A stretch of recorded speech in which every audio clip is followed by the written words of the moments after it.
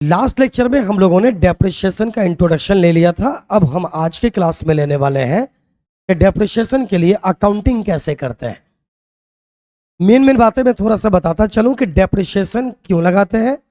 हम depreciation fixed tangible assets पे लगाते हैं। टाइम के बीत जाने से, किसी एसेट्स के पुराने हो जाने की वजह से उसके वैल्यू में जो गिरावट आता है उसको हम धीरे धीरे रिकॉर्ड करते हैं, जिसे हम डेप्रिसिएशन कहते हैं। क्लियर? डेप्रिसिएशन एक्चुअल में एक्सपेंस होता है। अब हम अकाउंटिंग ट्रीटमेंट में आ रहे हैं कि डेप्रिसिएशन क्या होता है, एक्सपेंस होता है, और ये एक नॉमिनल अकाउंट होता है। कौन सा अकाउंट होता है? नॉमिनल अकाउंट होता है। डेप्रिसिएशन एक्सपेंस होता है, और नॉमिनल अकाउंट इसीलिए है क्योंकि ये एक्सपेंस होता है, क्योंकि सभी एक्सपेंसेस और इनकम को क्या बोलते हैं हम? नॉमिनल अकाउंट बोलते हैं। सारे ही एक्सपेंसेस और इनकम को कौन सा अकाउंट बोलते हैं हम? नॉमिनल अकाउंट बोलते हैं। और नॉमिनल अकाउंट को नॉमिनल अकाउंट ही क्यों बोलते हैं मालूम है? नॉमिनल मतलब नाम मात्र।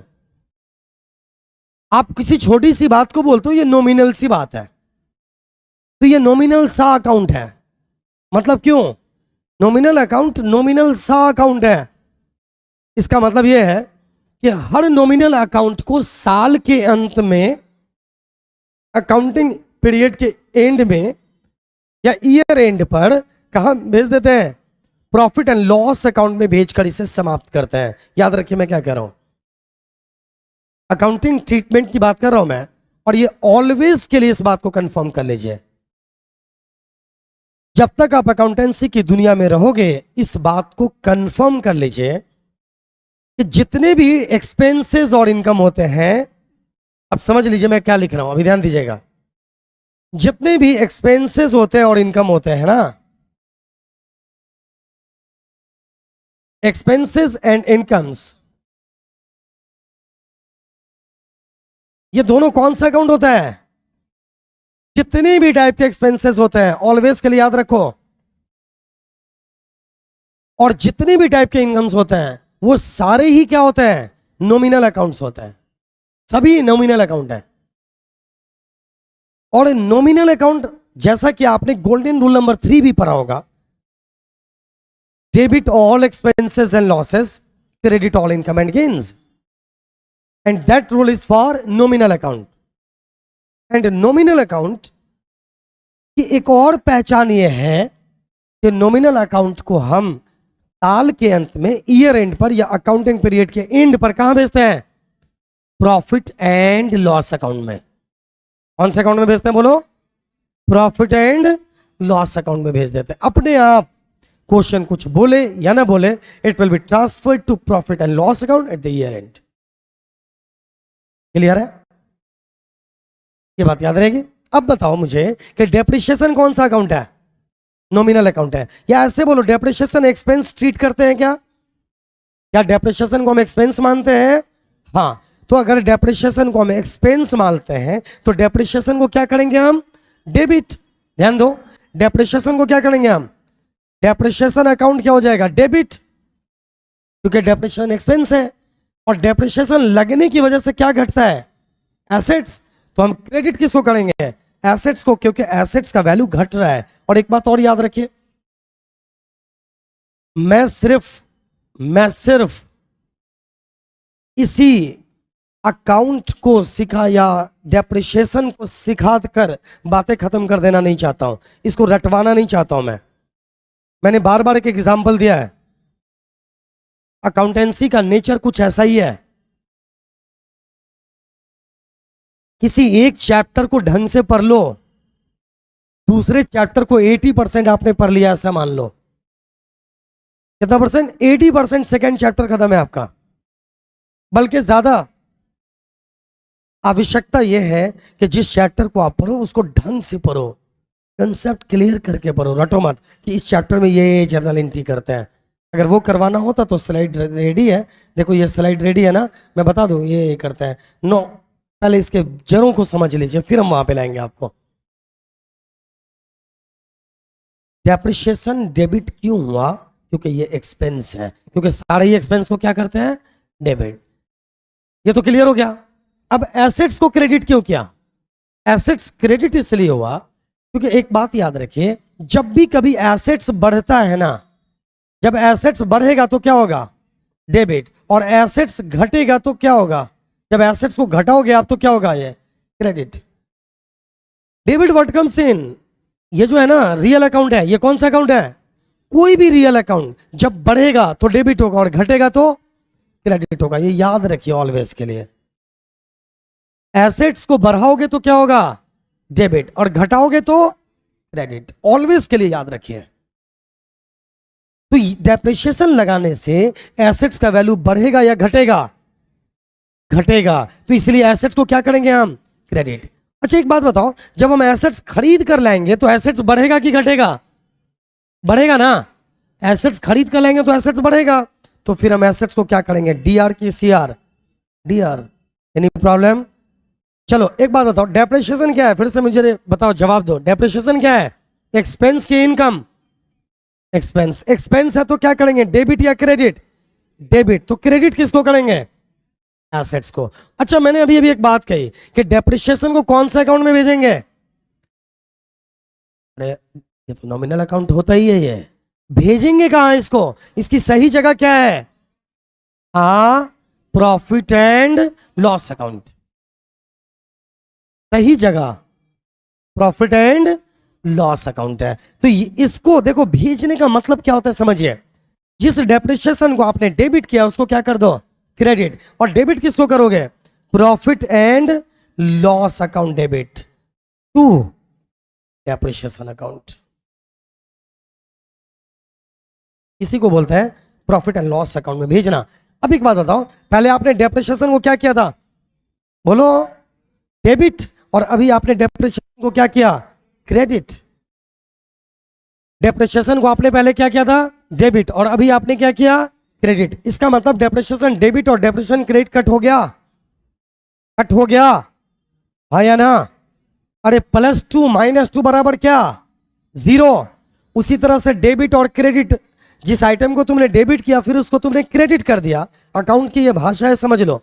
जिस तरह +2 -2 बराबर 0, उसी तरह डेबिट और क्रेडिट बराबर 0। जिस आइटम को आपने जितना से डेबिट किया उतना से ही आपने क्रेडिट कर दिया, तो वो क्या हो गया, 0 हो गया, नील हो गया। या जिस पहले आपने क्रेडिट किया बाद में डेबिट कर दिया तो भी 0 हो गया। तो डेप्रिसिएशन को आपने डेबिट मान लो 500 से किया था और एसेट्स को क्रेडिट 500 से, तो profit and loss debit and depreciation credit. तो डेप्रिसिएशन डेबिट कितना से था पहले, 500 से, आपने क्रेडिट कितना से कर दिया, 500 से, तो डेप्रिसिएशन अकाउंट 0 हो गया। इसका मतलब इसी को बोलेंगे डेप्रिसिएशन अकाउंट क्लोज हो गया। क्या कोई डेप्रिसिएशन का कोई बैलेंस बचा, नहीं। आपने डेबिट कितना से किया था, मेरे सवालों का जवाब देते रहो। इस चैप्टर को पढ़ने के बाद सिर्फ यही चैप्टर नहीं क्लियर करोगे, और भी बहुत सारे चैप्टर्स आपके क्लियर होंगे। ये जो बातें मैं अभी कर रहा हूं ये यूनिवर्सल बातें कर रहा हूं मैं अभी। यूनिवर्सल बातों करने का मतलब ये कि ये वो बातें हैं जिसको आप अकाउंटिंग के फील्ड में सारी जगहों पे लागू करना होता है। कर सकते हो नहीं, यहां पर करना होगा। इन सारी बातों को सीखे बिना आप अकाउंटेंसी कभी सीख ही नहीं सकते हैं। और ये वो बेसिक बातें हैं कि जिसको क्लियर किए बिना कोई भी कह दे कि मैंने अकाउंट ठीक है, सवाल ही नहीं उठता है।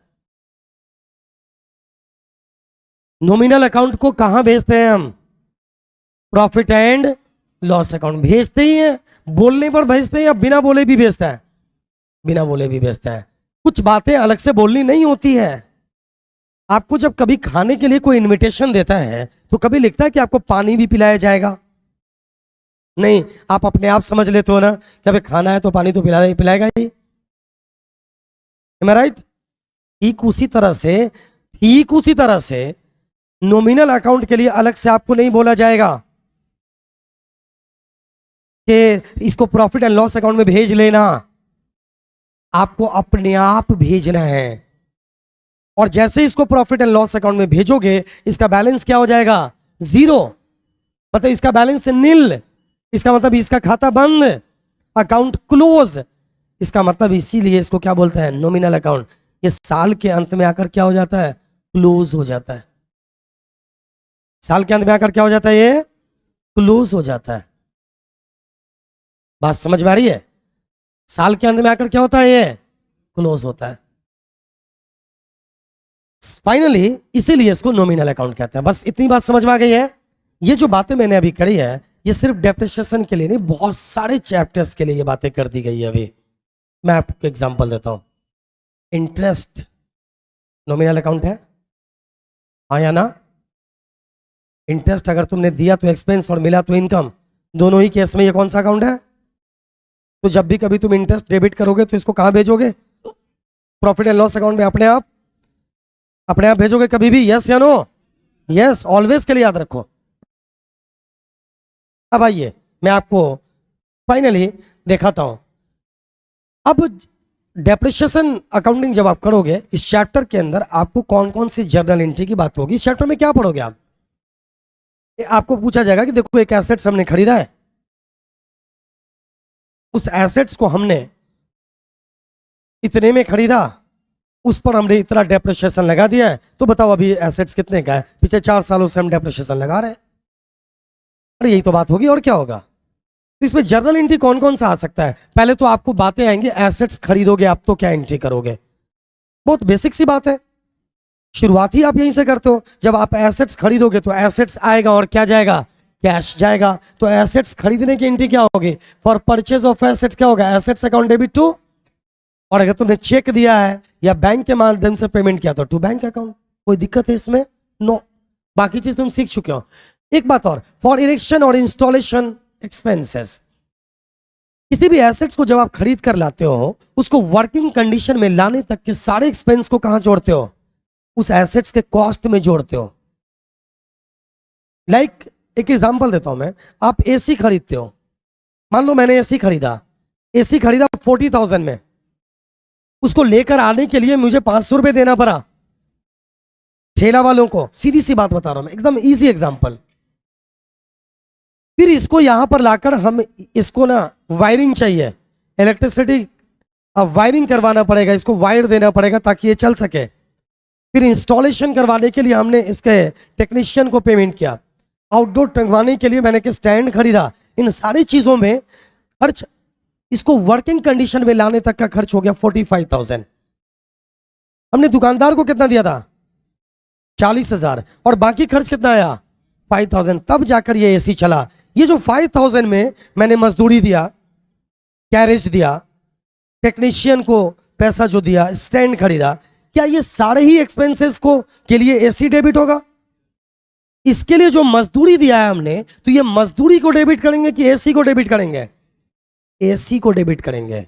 ये इंट्रोडक्शन चैप्टर में भी मैंने इस बात को बताया था, डिस्क्रिप्शन में इसका लिंक अवेलेबल रहेगा, अब देख लेना। सीधी सी बात यह है, किसी भी एसेट्स को वर्किंग कंडीशन में लाने तक के लिए जितना भी एक्सपेंस करोगे उसके लिए उस एक्सपेंस को डेबिट नहीं करना है। These expenses will be treated as capital expenditure, that is why that assets will be debited. इसके लिए आपको उस एसेट्स को डेबिट करना पड़ेगा। Am I right? तो चलिए, अगर आपने मान लीजिए 40,000 आपने का एसी खरीदा, तो कैश अकाउंट डेबिट पहली बार में आपने, सॉरी एसेट्स अकाउंट डेबिट कितना? 40,000। उसके बाद टू कैश अकाउंट कितना? 40,000। अब बाकी एसेट्स पे इंस्टॉलेशन के लिए कितना खर्च किया आपने? तो एसेट्स अकाउंट डेबिट कितना? 5,000 एंड कैश क्रेडिट कितना? अब बताओ टोटल एसेट्स डेबिट कितने का हो गया? तो आप डेप्रिसिएशन 40,000 पे लगाओगे या 45,000 के अकॉर्डिंग लगाओगे? आप 45,000 पे डेप्रिसिएशन चार्ज करोगे, ये याद रखिए। डेप्रिसिएशन किस पे चार्ज करोगे? 45,000 पे डेप्रिसिएशन चार्ज किया जाएगा। क्लियर? यहां पर आप ध्यान दीजिए, अब हमें डेप्रिसिएशन चार्ज करना है। मान लो 10%, ध्यान दीजिएगा, मान लो 10% हमें डेप्रिसिएशन लगाना है। एसेट्स हमारा कितने का है? एसेट्स कितने का है? 45,000 का है। तो 45,000 का एसेट्स पे 10% डेप्रिसिएशन लगाओगे तो कितना आता है? 45,000 इंटू 10/100, दैट इज कितना? 4,500। तो मैंने आपको बताया ये तो एक्सपेंस हो गया ना, तो डेप्रिसिएशन डेबिट कितना से होगा? 4,500 एंड टू एसेट्स कितना? 4,500। मुझे लगता है सभी को समझ में आ गया होगा।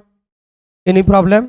Depreciation will be debited and that assets will be credited. Clear है? मुद्दा क्या है, आपने डेप्रिसिएशन 40,000 पे चार्ज किया या 45,000 पे चार्ज किया? क्यों? क्योंकि आपने उस 5,000 को भी उस एसेट्स एसी का कॉस्ट माना। हमसे अगर कोई पूछेगा कि ये एसी आपको कितने का पड़ा या कितना में आप कितना लगा आपको, तो मैं क्या बताऊंगा? 45। मैं जो एसेट्स का वैल्यू लिखूंगा अपने बुक में कि मेरा एसी कितने का है, तो मैं कितना लिखूंगा? 45,000। इसीलिए मैं डेप्रिसिएशन भी किस पे चार्ज करूंगा? 45,000 पे। अब देखो, डेप्रिसिएशन डेबिट हो गया, एसेट्स क्रेडिट। अब बताओ इस डेप्रिसिएशन को कहां भेजेंगे? प्रॉफिट एंड लॉस अकाउंट में। तो इसके लिए हमने क्या किया? प्रॉफिट एंड लॉस को डेबिट, या इसी को ना कंपनी के केस में statement of profit and loss भी कहते हैं। याद रखिए, प्रॉफिट एंड लॉस अकाउंट का एक और नाम statement of profit and loss है, इतना आप याद रखिए। डन। तो हमने डेबिट किया इसको कितना से? 4,500 से, और डेप्रिसिएशन को क्रेडिट कितना से कर दिया? 4,500 से। और आप गौर कीजिए, आपका डेप्रिसिएशन डेबिट कितने से था और क्रेडिट कितना से हो गया? 4,500 से। तो क्या डेप्रिसिएशन अकाउंट क्लोज हो गया? यस। इसीलिए इसको कौन सा अकाउंट कहते हैं? नॉमिनल अकाउंट कहते हैं। नाम मात्र खाता है ये। कभी भी एक बात अभी ऐड कर देता हूं, याद रखिए,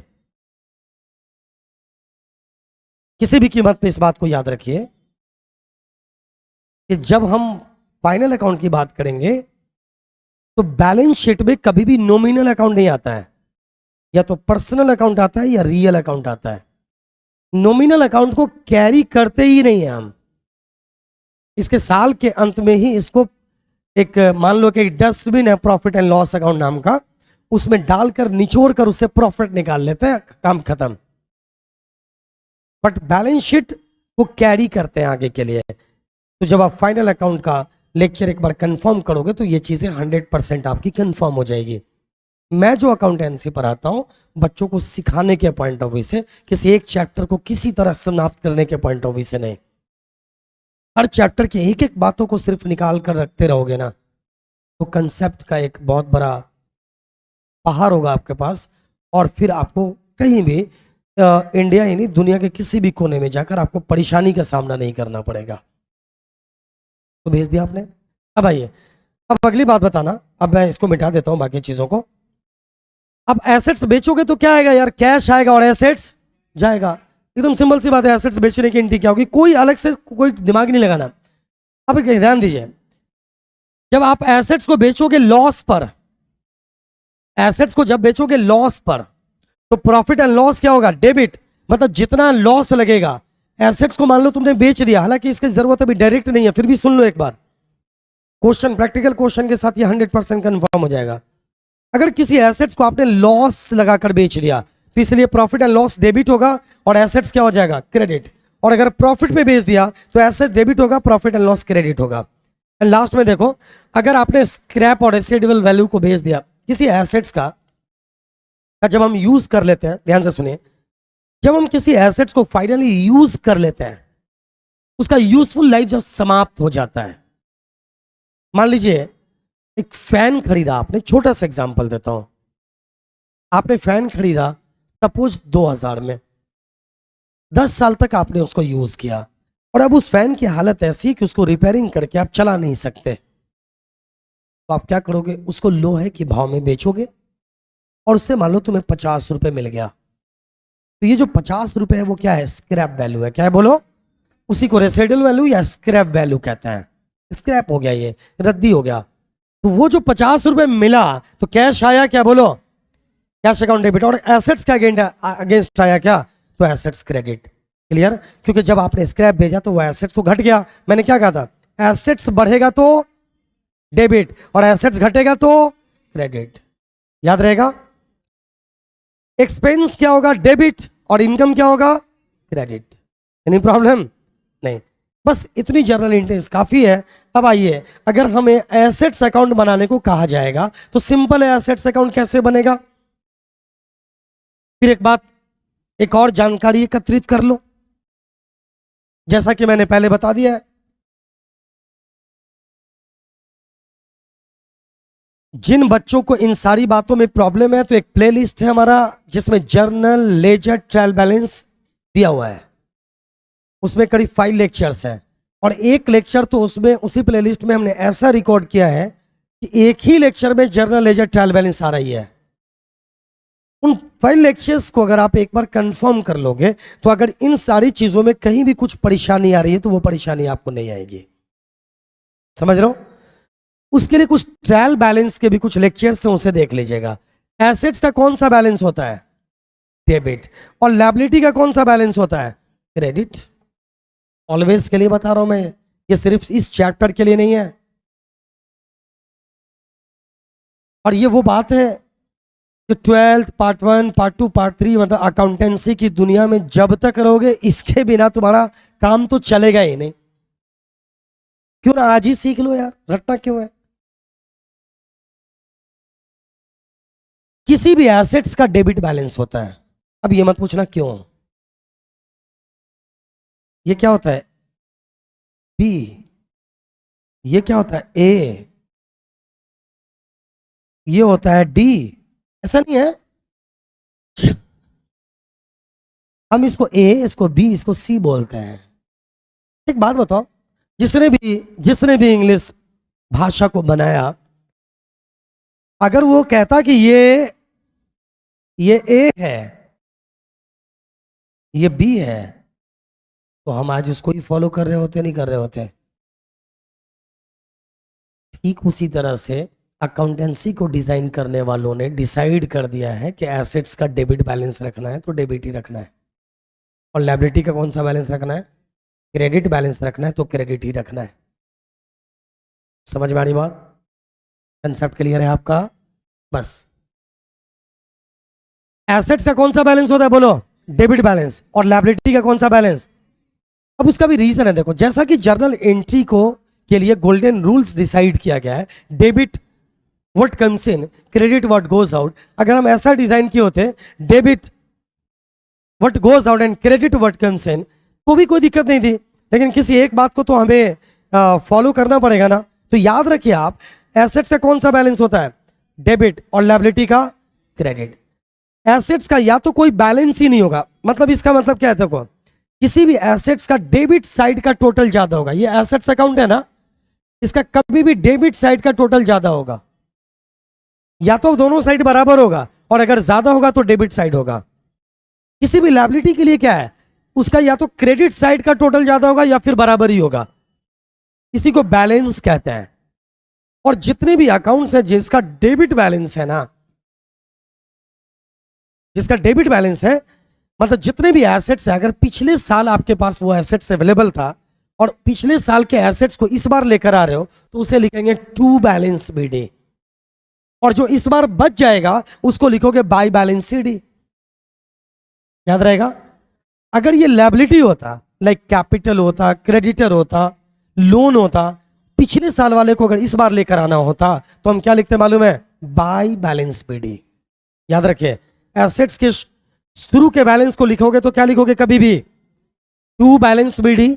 लायबिलिटी के लिए क्या लिखोगे? By balance BD. सारे ही एसेट्स, सारे ही लायबिलिटी के लिए यही रूल है, ऑलवेज याद रखिए। तो आपने लिख दिया टू बैलेंस बीडी। अभी जो आपने एसेट्स खरीदा उसके लिए आपने लिखा एसेट्स टू कैश, तो आपने लिख दिया कैश। वही लेजर वाली बात है, जिसका अकाउंट बना रहे हो वो खुद डेबिट है तो साथ वाले आइटम को डेबिट साइड में, जिसका अकाउंट बना रहे हो वो खुद क्रेडिट है तो साथ वाले आइटम को। तो आपने यहां पर जर्नल एंट्री क्या किया था, चलो एक बार देख लो। Assets account debit to cash account ना, तो आप कौन सा अकाउंट बना रहे हो? Assets account. तो साथ में इसके क्या है? तो क्या लिखोगे? टू कैश ना। साथ वाले आइटम को किधर लेके जाओगे?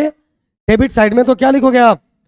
To cash. तो इसी तरह से हमने यहां पर टू कैश लिखा है, इसमें कोई टेंशन लेने की जरूरत नहीं है। Just a minute.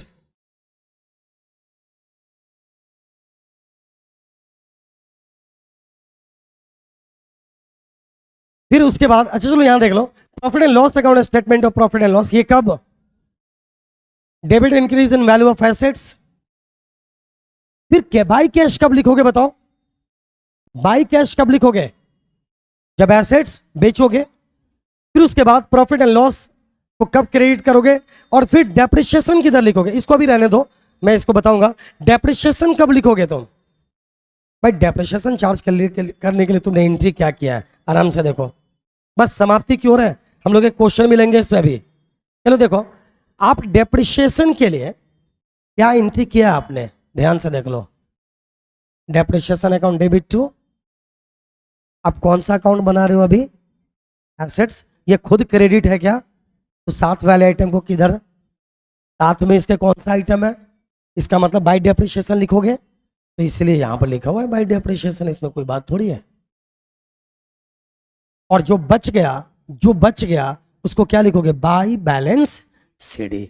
और प्रैक्टिकली अगर आप देखना चाहते हैं तो आइए चेक करते हैं क्वेश्चन को, बात खत्म करते हैं, 5 मिनट और देखिए, 100% एक क्वेश्चन लेते हैं आगे की, फिर आप किसी भी क्वेश्चन को बहुत इजीली बना पाओगे। क्वेश्चन दिखा रहा हूं मैं। A machine was purchase for ₹95,000 on 1 April 2019। 5,000 were spend on its erection and installation. मैंने बताया हुआ है ना, 5,000 खर्च किया गया इसके इंस्टॉलेशन पे। Pass necessary guarantees and prepare machine account for 3 years, charging depreciation at 10% per annum on fixed installment method.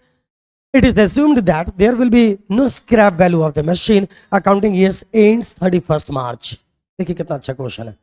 100% अब तक जो आपने मेहनत किया उसका प्रतिफल लेने का टाइम आ गया है। इस क्वेश्चन को देखिए, ऑलवेज के लिए कंफर्म हो जाइए, फिर उसके बाद मेथड बदलेगा। सबसे पहले तो देखो, आपने एसेट्स कितने का खरीदा, ध्यान से सुनते रहो फटाफट, कितने का खरीदा, 95,000 का। तो क्या खरीदा, मशीन आया और क्या गया, तो क्या लिखोगे, machinery account debit to cash account, yes या नो, ये लिख दिया, machine account debit to cash या बैंक चलेगा। कितना हजार, 95,000। एनी कंफ्यूजन यू हैव, बच्चे वाली बात लग रही है। अच्छा, ये आपने फिर 5,000 इसके लिए खर्च किया इंस्टॉलेशन के लिए, इसके लिए डेबिट क्या करोगे, मशीन अकाउंट डेबिट कितना से 5,000, और क्रेडिट पैसा गया, कैश को हम बैंक भी लिख सकते हैं, तो टू बैंक या कैश भी लिखा जा सकता था, कितना 5,000। Any problem, no. अब आइए, डेप्रिशिएशन कह रहा है कि फिक्स्ड इंस्टॉलमेंट मेथड पे लगाओ। पहले तो ये बताओ कि तुम डेप्रिशिएशन 1 लाख पे लगाओगे या 95,000 पे लगाओगे, 5,000 जोड़ोगे। अब कह रहा है फिक्स्ड इंस्टॉलमेंट मेथड मतलब क्या, मैं आपको बता दूं, लास्ट लेक्चर में इंट्रोडक्शन में इसको बताया जा चुका है ना, आप इसका डिस्क्रिप्शन में जाके लिंक देखिए, फिर भी मैं बता देता हूं। इसका मतलब ये होता है कि 1 लाख का मतलब 10% है ना, तो 1 लाख का 10% कितना होता है, 10,000। और ये डेप्रिशिएशन हर बार 10,000 ही लगाएगा, कितने सालों तक, 10 सालों तक, क्योंकि इसका कोई स्क्रैप वैल्यू नहीं है। 1 लाख का 10% कितना होता है, 10,000। तो depreciation account debit to machine account 10,000। Any problem, बच्चे वाली बात लग रही है आपको। अब नेक्स्ट पॉइंट क्या है कि हम इसको कहां पर भेजेंगे डियर डेप्रिशिएशन को। मैंने आपको एग्जांपल दिया था ना कि पानी के लिए अलग से बोला नहीं जाएगा, तो कहां भेजेंगे इसको, कब, 31 मार्च को। ध्यान दीजिए, यहां पे डेट भी चेक कीजिए।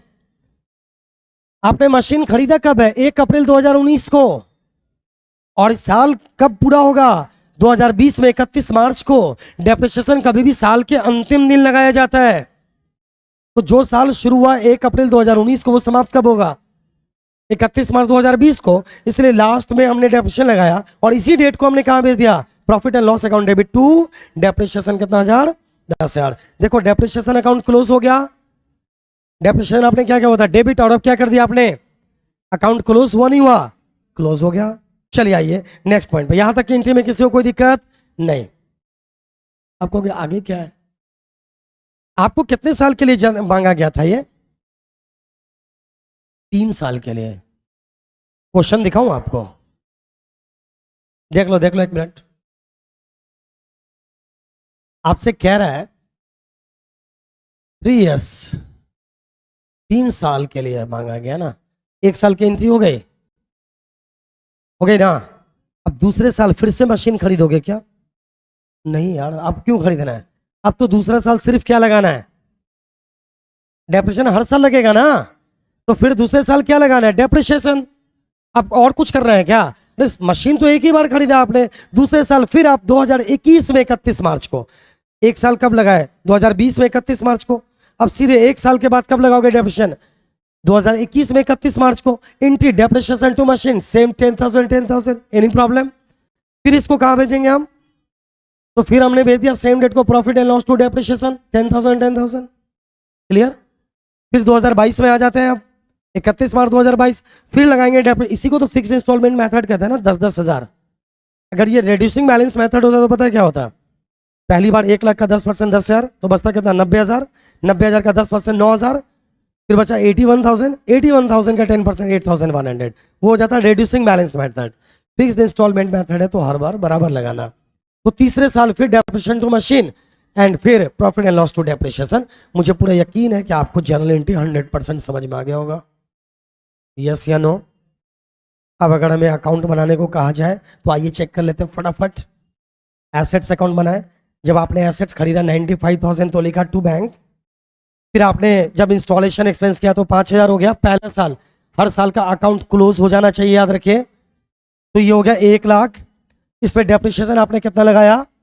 तो पहला साल जब डेप्रिसिएशन तुमने लगा दिया 10,000 तो एसेट्स कितने का बच्चा? बोलो बोलो 90,000। तो इसलिए हमने क्या लिखा? बाय बैलेंस सीडी कितना? इसका डेबिट बैलेंस है या क्रेडिट बैलेंस? डेबिट बैलेंस, क्योंकि डेबिट साइड का टोटल ज्यादा है तो इसीलिए हमने लिखा बाय बैलेंस सीडी। अगर बाय बैलेंस सीडी है इसका मतलब इसका कौन सा बैलेंस है? Debit balance. कौन सा बैलेंस? डेबिट बैलेंस है ये। देखो इसके बिना तुम्हारा काम चलेगा ही नहीं, इसको कंफर्म कर लो। ज्यादा दिक्कत हो तो कमेंट में पूछ लो, उससे ज्यादा अगर ऑफलाइन स्टूडेंट हो तो ऑफिस में आके पूछ लो, बट कंफर्म करो। और क्यों, जरूरत ही नहीं है इन सब चीजों की अगर बात को ध्यान से सुन रहे हो तो। अब जब हम, ये तो पहला साल का हुआ ना 19 का। अब जब हम इसको 20 में जाकर लिखेंगे तो इसी को क्या लिखेंगे हम? पहले टू बैलेंस बीडी क्या लिखेंगे बोलो? कितना हजार? 90,000। अब चेक कर लेते हो ना, देखो यहां लिखा होगा टू बैलेंस बीडी क्या आया? 90,000। मेरे ख्याल से अब कनेक्ट कर गए होगे तुम लोग। पहले पूछते थे सर ये बीडी सीडी क्या होता है, अब आ रहा है समझ में? मैंने तब भी कहा था कि तुम वेट करो, कुछ चीजें ऐसी होती है जो सही समय पर ही समझ में आता है। फिर आपने डेप्रिसिएशन लगाया कितना? 1,000। तो अब बचा कितने का ये? 80,000 बचा, नहीं बचा? तो बाई बैलेंस सीडी कितना? 80,000। ये मार्च 31 ही आएगा, कोई दिक्कत नहीं है, कोई दिक्कत? फिर आप इसको 2021 में 1 अप्रैल को लेकर आए, टू बैलेंस बीडी कितना? 1,000। फिर डेप्रिसिएशन कितना लगाए और फिर मार्च 31 को ये कितने का बच गया? तो बाई बैलेंस सीडी कितना ले दिया आपने? ये यहां पर 80,000 होना चाहिए, कोई दिक्कत नहीं, 80,000 होना चाहिए यहां पर, ठीक है। अब फिर 2022 में 1 अप्रैल को क्या लिख दोगे? टू बैलेंस बीडी कितना? 1,000। और यही कंटिन्यू होता जाएगा। फिर आगे लिखोगे 60,000, फिर 50, फिर 40, 30, 20, 10 और उसके बाद क्या हो जाएगा? ये 0। अगर मैं कहूँ इसका 10 साल तक अकाउंट बना दो तो बना दोगे? यस या नो? तो आपने डेप्रिसिएशन अकाउंटिंग के जर्नल एंट्रीज एंड अकाउंट्स बनाना आपने सीख लिया है। मुझे लगता है कि अगर आप इस लेक्चर को ढंग से सुन लोगे, अगर 2-3 बार तुमने रिपीट कर लिया तो लाइफ टाइम ना मात्र तुम्हारा डेप्रिसिएशन का कंसेप्ट क्लियर होगा, बल्कि बहुत सारे नॉमिनल अकाउंट्स, बैलेंसेस और भी बहुत सारी चीज़ें हमने इसमें आपको गाइड किया है। आज के लिए इतना काफ़ी है। Best of luck. इसी तरह हंसते रहें, मुस्कुराते रहें।